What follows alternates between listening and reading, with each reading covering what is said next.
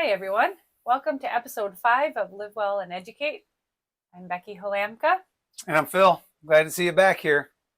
This is the first time that we are going to put our faces on YouTube to go along with our podcast. The first 4 episodes we did record, but I was not willing to put them. I didn't think they were that bad, but we'll make them better now. We have some work to do. We flipped chairs. You wouldn't know because you haven't seen the first ones, but this is my better side. And Becky's working on being louder. I'm working on using my gym teacher voice, Phil said. Yeah. So I have to dig into the depths. Physical education teacher voice. Yeah. Dr. Berkey. Hey, Dr. Berkey. So thanks for joining us. We put it out there after episode 4 that we'd love some feedback on what the topic of our next episode should be. You're looking at me more like Lucy told you to. I'm just trying to do the right thing. Lucy said that Phil needed to look at the screen and at me more when we did our episodes like the news people. Yeah, we said, why? Well, that's what they do on the news, yeah. She said. So I'm going to try to do it. Okay. But not too much because it's... Okay. All not right. too much. Okay, so we put it out there, asked for your feedback, gave a couple of options on what you guys want to hear about. The 2 options were I see you looking at me on the video. All right. Okay. All right. I'll stop. The 2 options were issues with coworkers and letting go of your teacher brain when you're done with the day of work. And we didn't get a ton of feedback, which is something that we're really working on, is engaging more of our audience. Yeah. Hey, we just we want to hear from you on our social media. We're trying to get out there on social media. So if you're somebody that doesn't know us personally and aren't already following us on Facebook, Instagram, any other spaces, maybe YouTube, we throw some questions out there. Please help us out and help grow the podcast and help grow what we're doing here by sharing with us about yourself or answering some of the questions that we have. Just real quick comment will go a long way. Right. Because otherwise we're just going to talk about what we want to talk about. But we want to make sure we're addressing questions and things that you have for sure. But we did have some engagement, and the issue of turning off your teacher brain won the majority of the votes. So that will be the topic of our podcast today. Let's go. All right. So we have very different ways of turning off our teacher brain and have from the beginning. So tell us about how you do that. So I don't really have a problem turning off my teacher brain. Like I walk out of the door at school and I'm like, adios, see you later. I think the most challenging thing for me and maybe for us is that we're both in education, and we've discussed this before. We're both in education, and so we can really it's easy for us to hold conversations about a student that we're having a hard time with, or maybe a colleague that we're disagreeing with, or just a bad day. So if you share that with a spouse or a partner that isn't in education, it's really hard for them to understand. But somebody else that is, somebody that's been in the classroom just like you have, it's a really easy conversation. And we've fallen into the trap in the past of that being our go-to conversation to facilitate our marriage and our talk with one another. And as we've grown older and developed a better relationship, we've learned how to draw a line there. So I don't have a problem shutting it off. I mean, every once in a while I have a bad day and I want to talk about it, but like a blue car drives down the street and I'm like, oh, look, a blue car. Like I move on. And I'm really quick to turn the page, but that's just kind of my personality in general about a lot of things, like a lot of challenges that I have, whether it be in the military or in athletics and coaching, I turn the page and go on to the next thing. So that's my thing. Of course, I don't know that it's necessarily to turn off my teacher brain, but I really love exercising. I like, lifting weights. I like mountain biking, which I think helps, Mhm. but I don't think that is like the only reason that I do it or the only reason that my teacher brain turns off. So, like, the question I got originally from a colleague was a little bit more specific than just turning off your teacher brain, but I kind of generalized it for the sake of this topic. But the question was, if you have a student who you know is going home to a tough situation, like, how do you leave the school building knowing that your student is going home to maybe a tough home life, they're not getting the care they need, maybe there's some other things going on that you know about, but you obviously don't really have a lot of control over once they leave the building. Like, does that impact you after school hours, or are you still able to compartmentalize and move on? Yeah, I mean, there's no question that those thoughts go through my head that I think about it. But I like to think about it in the lens of like can control, what can I control. At Right. school, I can control that the student's safe. I can control maybe some of the information that I or maybe the school counselor, the administration receives, so we can try to help protect that kid if they have something bad going on at home. Like I can control what's going on inside my classroom and maybe the flow of information to the people outside that are there to support that student. But I know that I'm going to put in everything I can to help that kid feel safe there at school and maybe prepare them to go home. That's all I can do. Like I'm not going to show up at the kid's house and peer through their window and make sure that they're safe in their bed as much as I would like to, but realistically that's not possible. And it's just not appropriate for me to obviously even do that. I'm sure people have done that. I'm Yeah. sure that like people want to do it. Like I would want to do it too, but again, it's not appropriate and it's not the right thing to do. Right. Because then where is the line? There is no line. Then you're totally blurring your work life with your life outside of work. And there has to be a line. There has to be a line Yeah. because the next thing you know, you're thinking about supper when you're sitting down with your family to eat dinner, and you're like, oh, I got to go check and see if Bobby's getting dinner tonight, right? Like Right. what you have in front of you with your family and that time should be the most important. So like blurring those lines, that's not really good for anybody. Albeit, like we know that what's going on in that kid's home life is probably not great, and we know many of those kids. Right? A lot of those kids that when they go home, they're not getting everything that they need. But what can I control? Like Yeah. that's all that I think about. Well, I think that's really what it comes down to is what can you control? And you said a lot of those things, like you're going to give that kid all of your love and attention and support you can when they're there in front of you. And then the second part of that, and I think I see it from my role too, is trusting that the people that are not in your classroom, so like your support staff, are going to do their jobs too in protecting and loving on those children. So, for example, if you know something's going on at home, you have to be able to trust that there's someone in the building that you can share that with who can take it a step further and make sure they have the resources they need.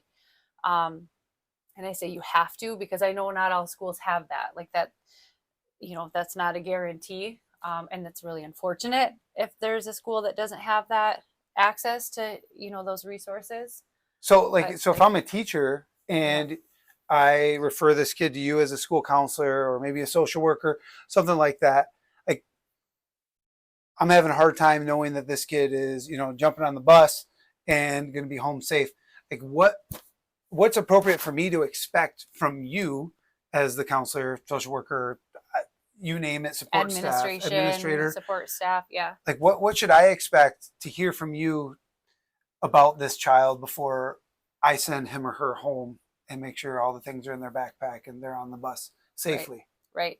I think it's you should expect communication, right? You should expect a follow up. I'm going to let you know as a classroom teacher, I did X, Y, and Z to ensure the best that I can control this kid's safety and well being. and you have to be able to trust that. And if you can't, more communication has to happen, or you find someone else that can help you.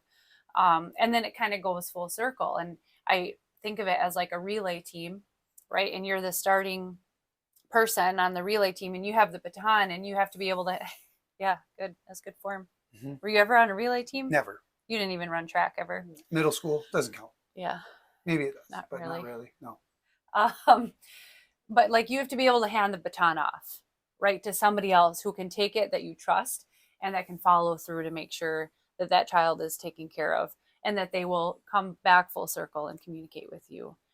And then for me, or for support staff or people who are on the other end of it, um, and everyone is different, but I have to be able to lay my head on my pillow at night knowing that I did everything I possibly can. I may not save this child from a really shitty situation that day, but I did do everything I possibly could within my control to make sure that they were loved and cared for, and the appropriate people knew, whether that's the authorities or protective services or administration, or calling home and talking to the parents or the guardians.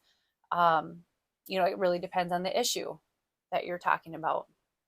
But we have to know that we've done everything we can that's within our control. And that's like a hard line that I think you kind of have to find as you go through the profession, like where your line is, right? Yeah. Yeah.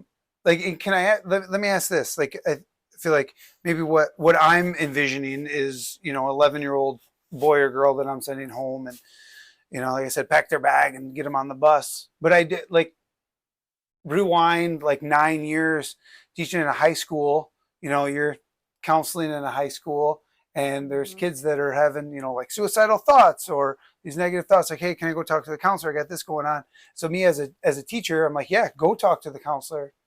But like, obviously, let's just imagine I have a good relationship with this kid. I don't know what's going on. Send them to the counselor because they're having these negative, bad thoughts. And that was the 1 hour that I had them a day, right? I send them to the counselor. Don't see that kid the rest of the day. Don't hear maybe as quickly as I'd like. Like, how do I, as a teacher, just like move on and let that go without hearing any information about said late middle or high school student? There is an element of our role. So now we're talking about like communication between the support people and classroom teacher. There's an element of building rapport that has to happen between the two professionals. So you have to be able to trust that when you hand this situation or this crisis off to a support person, that they are going to take care of it, and that they are going to communicate to you what they can. I mean, there is definitely the, confidentiality, right? We can't share everything that this child says or is going through. And I know that's really hard as a classroom teacher, because you typically spend more time with these kids than we do. So there's a balance with that. But I think it comes down to trust. You have to be able to trust that your support people are doing what they need to do to care for these kids. Yeah. Yeah. And like, again, talking about turning off our teacher brain. It's like, hey, I gave this student to the counselor, the social worker, support staff. Like, that's all I can control, right? Like, that's not my role in a school. That's not my job. I'm not that professional. Even if maybe I was in a different position where I could do that, it's not appropriate for me to be doing as a classroom teacher at that time. Right. And I think it's totally okay for you to come back around and then inquire, like, hey, is Bobby doing okay? I sent Bobby to you a couple days ago. Is he doing okay? Is there anything that he needs? I think that's totally fine. And then we can share, again, what we can share with you. Right. Mm-hmm. Yeah. Again, what can we control? That's the important thing that I like to remember. Like, I like to control a lot. Yeah. I like to control a lot, especially like in the school, in the classroom with my students. But like, once they're outside of my classroom walls, like there's not a whole lot that I can control about what goes on with those kids. Right. Right. And I think like if we scale back from maybe less serious situations, you know, if you're someone who has a hard time, like you're always thinking ahead and always thinking that you need to be doing more or planning more, like that part of teaching. Um, and I know you have an easy time doing that. I really struggled as a teacher. You know, you leave the school building and you're still thinking about what it is you need to do. What, again, it's easy for you, but what advice would you give someone? Like, what are some tips or things you think? I mean, I know what I would say, but Right. what would you say? Like you got a stack of papers to grade, and you're like, there's no way I can go home and leave that stack of papers on the desk. Like I Right. either have to get them done now before I go home, or take them home and grade them at home. Um, like the way I look at it, and again, this is my jam as a teacher, sometimes to a fault. Um, like that's something I can do tomorrow, right? Even if it's the end of the semester, or getting close to the end of the semester, if those papers need to go in the grade book, they can go in the grade book tomorrow. Now, of course, you're pushed up against final exams. Like there are some times where those things need to get in the grade book, but like there's nothing that needs to be done right now today. I can get them in there tomorrow. That's kind of how I view it. Like I try to never bring papers home to grade because I don't want that life at school to impact my life here at home. It drains me. It tires me out going to school. That's why I have to get up in the morning and exercise, because doing it after school, there's nothing left of me. So like I don't want to take any more of myself away from my family by bringing things home or pushing back how far or how long I'm at school. So I can wait till tomorrow. I can wait till tomorrow. Yeah. There's like an activity I do like in my presentations in the small group. It's more geared towards time management, but I think it relates, and it's like if you have a list of tasks to do, you can prioritize them, and it's like a matrix, and it's like, what do you need to do now? Like for example, if you have a student who, let's say, was kind of in crisis today, you need to call home, or you need to make sure you connect with the right people. That's a need to do now thing, and then maybe tomorrow you can grade your papers, and then maybe in a week you can, I don't know, write your test or your semester exam. You can do that next week. And then like, what are things that you don't have to do at all? And I always give the example of like, maybe you're someone who's like, I need to organize my cabinets in my classroom. That doesn't need to happen really ever, or in the summer or something like that. Like you can just take that off your list. Doesn't make you a better teacher other than make you feel like your cabinets are organized. Right. And maybe if that helps you and makes you feel like you're a better teacher, cool. But if you can maybe start trying to prioritize those tasks, I think that can be really helpful too. Like you said, like what actually has to be done now and what can wait, so that you can move on with your life. Yeah. So is that something that you can like put in a column, like what needs to be done, what can wait till tomorrow, like in the next week, like columns? Or I'll show you. Here. All right, we're gonna make this and we'll be right back. Okay, we're back. We both did our own drawings and what we thought this meant, what I was referring to. Definitely not the same. We weren't talking about the same thing. We were not talking about the same both thing. Very, very important and applicable. Yeah. You want to go first? No, you go first. Okay. Well, this was the matrix I was talking about. So there's 4 boxes for most important, and then least urgent or important. So these are do now tasks, do later. Delegate is a really important one.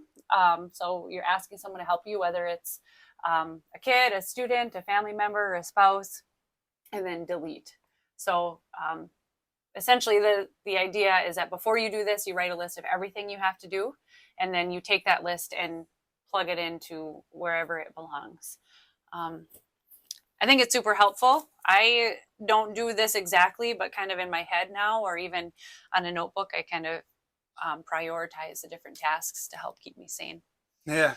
So when Becky was drawing this, I was like, oh yeah, it's kind of like the fuck around and find out matrix. She's like, what are you talking about? So I had to draw for her. So like, the more the more you fuck around, the more you find out, right? Like that's the fuck around, find out matrix. And Becky had never heard of it before.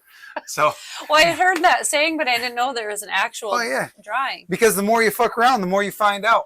Yeah, and Right? sometimes you learn the hard way. That's right. Yeah. So remember that. You fuck around, you find out. So we definitely had different ideas of what we were talking about, but That's both how, very helpful. yeah. And that's how our brains work. That's how my brain works. That's how Becky's brain works. That's how we operate. That's who we are. Make it work. Yep. So turning off your teacher brain, I think there are, like we said, lots of different ways and lots of different things that can be helpful. For some people, it's easier than others. I think one of the things, and you just talked about it today, for our good things at dinner, Phil said that his good thing from the day was beating his coworker in pig. I think he talked about having that little portable basketball hoop. Yeah. So Becky was like, I thought you guys didn't play pig. So like I have a mini hoop in my room, and last year it was really easy for my classroom neighbor Dustin to come in and play. We both had really good classes, so you know we could put in 5-10 minutes at the end of our prep to play pig every day. But our first month and a half, both of us been quite challenging. So up until last week, we'd only played like 3 games of pig, which wasn't very many. And we made a point last Thursday. We played and we're like, oh, that's fun. We have to make sure that we do this. Like regardless of like how whatever the day is going, regardless how terrible it is, let's find 5 minutes that we can close the door, play pig. I can kick your ass, and then we can go into last hour and finish out the day. So we made a point of that, and we did that again today. It was awesome. It was fun, and we're gonna keep doing that because like that's part of what makes school so much fun. Not only it's the kids, but it's the adults that we work with as well. Right. And we talked about it in another episode. Like, not everyone is lucky enough to have their best friend working next door, or even having, you know, a colleague that they're that close with that they can just bullshit with during the school day. But I think the key is like, do you guys always talk about work when you're playing pig, or do you just bullshit? Or both? It's about 50-50. Okay. We'll bullshit and then we'll talk about work. But like regardless of what we're talking about, we're having fun. And we're like competing, like as innocent as it may be. Right. Like, no, like our new principal hasn't walked in on us playing pig yet. So we'll see how that works. Right, Becky? Yeah. But it's 5 minutes at the end of our prep. Like we're fine. We'll be okay. But we're having fun. Regardless of what we're talking about, we're smiling. Well, exactly. And like, again, I think that's another episode is like, it's one of my favorite things to talk about is completing the stress cycle, right? When you're stressed, like what are some things that can break it, which I think goes hand in hand with turning off your teacher brain, because typically the teacher brain is stressed. And you guys are smiling and you're laughing, and laughing is one of the ways. Physical activity is the most effective way to break that stress cycle, but laughing is one of the like evidence-based ways to reduce or break that stress cycle is laughter. And so finding time during your day to be able to do that is super helpful. And you do that by playing pig. I've told you that we have like a little gathering at the end of the day, like a bunch of us adults stand by the door where kids leave, and we say goodbye to them. And then we just stand there. And sometimes it's kind of like we just stand there and it's kind of, we're just all tired and it's quiet. But then today it was fun, and we were laughing and quoting movies and just being silly. And then you can walk away and you feel lighter and you feel like, all right, I can do this. I can get through my evening. I can move on with my day. I got a good laugh. And you just feel better, lighter. It makes a big difference. Yeah. And you're thinking, hopefully I don't fuck around and find out. That doesn't even make sense. I know. I just had to say it again. It is kind of fun to say. So anyway, hopefully that answered your question about turning off the teacher brain. I think so. I mean, that's what works for us. If you have strategies that work for you, we'd love to hear them. Again, we're trying to get more of a presence on social media. So if you have suggestions, let us know. We both kind of suck at it. But keep liking us, keep sharing us, keep listening. Do you remember our catchphrase? We got you.